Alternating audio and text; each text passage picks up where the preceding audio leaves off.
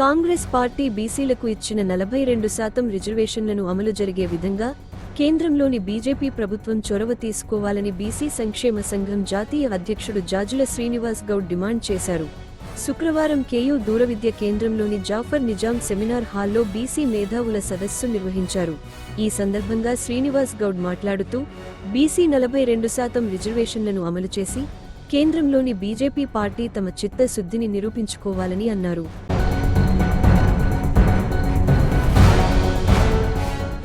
ఇప్పుడు కూడా పార్టీల పరంగా కాకుండా రాష్ట్ర ప్రభుత్వాన్ని వాటి విలువను పెంచే విధంగా చేసి రాష్ట్ర ప్రభుత్వం పెట్టినటువంటి బిల్లును కేంద్ర ప్రభుత్వం ఆమోదించాలి. లేకపోతే మాత్రం బీజేపీని ఎక్కడికక్కడ అడ్డుకుంటాం. ఆగస్టు 7 తర్వాత రాష్ట్రంలో వంట వార్పు రహదారుల దిగ్బంధం చేస్తాం. జాతీయ రహదారుల మీద వంట వార్పు కార్యక్రమం చేస్తాం. బీజేపీ నేతల ఇళ్ల ముందు ధర్నా చేస్తాం. బీజేపీ కార్యాలయాన్ని ముందల తాళాలు పెట్టి కూర్చుంటాం. అవసరమైతే రాష్ట్ర బంధుకు పిలిపివ్వడానికి వెనుకబోము. ఎన్ని రోజులు బీసీలను మోసం చేస్తారు? బీఆర్ఎస్ పార్టీ ఉన్నది. నేను అంటున్న బీఆర్ఎస్ పార్టీ నాయకులారా, ఇంటే గెలిచి రచ్చగెలవండి. బీఆర్ఎస్ పార్టీ 2001లో పుట్టితే ఇప్పటి వరకు బీసీకి పార్టీ అధ్యక్ష పదవి ఇవ్వలే. 2 సార్లు ముఖ్యమంత్రి 10 సార్లు వెళ్తే ఒక్కసారి బీసీకి కానీ దళితునికి కానీ ముఖ్యమంత్రి ఇవ్వలే. కనీసం పార్టీ అధ్యక్షుడు కూడా బీసీకో ఎస్సీకో ఇవ్వలే.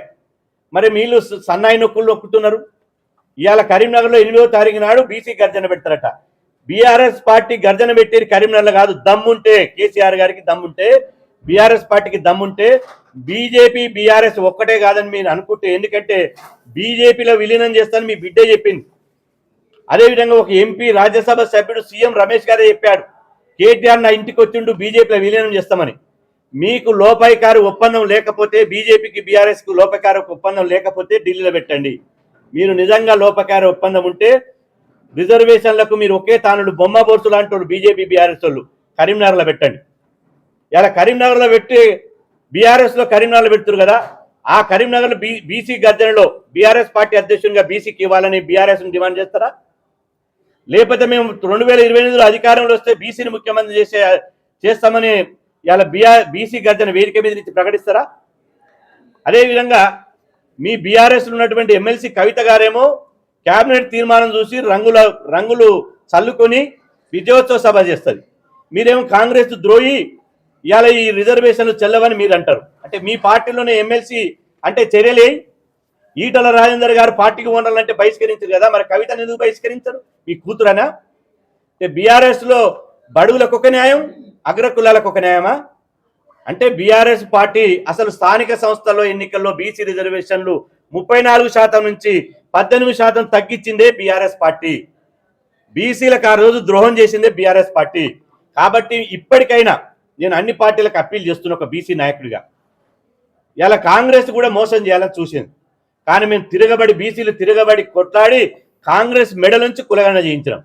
కాంగ్రెస్ మెడ నుంచి అసెంబ్లీలో బిల్లు చేయించి కేంద్రానికి పంపించినాం.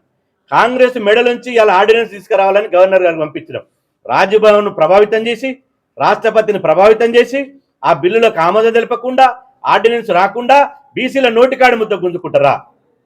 ఖబర్దార్, అన్ని పార్టీలకు హెచ్చరిస్తున్న చివరి ఈ కాకతీయ నోటి నుంచి మీకు ఇదే హెచ్చరిక. తెలంగాణ ఉద్యమం ఏ తరాలైందో, దేశంలో రైతు ఉద్యమం ఏ తరాలైందో, ఇక్కడ కూడా బీసీ రిజర్వేషన్ అడ్డుకుంటే అదే ఉద్యమాన్ని తీసుకొస్తాం. అదే ఉద్యమం సకల జనుల ఉద్యమం ఎట్టయితే మళ్ళీ పురుడు పోసుకుందో, రిజర్వేషన్ నిర్లక్ష్యం చేస్తే మళ్ళా సకల జనుల ఉద్యమాన్ని తీసుకొస్తాం. మా నాటి మండల్ కమిషన్ ఉద్యమంలో రిజర్వేషన్ వ్యతిరేకులు ఎట్లయితే గ్రామాలను పల్లె నుంచి పారిపోయారో మళ్ళీ అదే పునరావృతం అవుతుంది. దయచేసి ఈ రిజర్వేషన్లకు అఖిలపక్ష పార్టీలు సహకరించండి.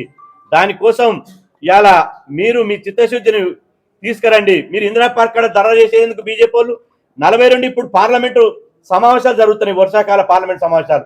నరేంద్ర మోదీ గారిని ఒప్పించి ఒక బీసీ ప్రధానమంత్రి అంటారు కదా, ఆయన ఒప్పించి రిజర్వేషన్ బిల్లు పెట్టండి. మీకు అదే ఇందిరా పార్క్ దగ్గర సన్మానాలు చేస్తాం, మీకు పూలదండలు వేసి పూల వర్షం కురిపిస్తాం.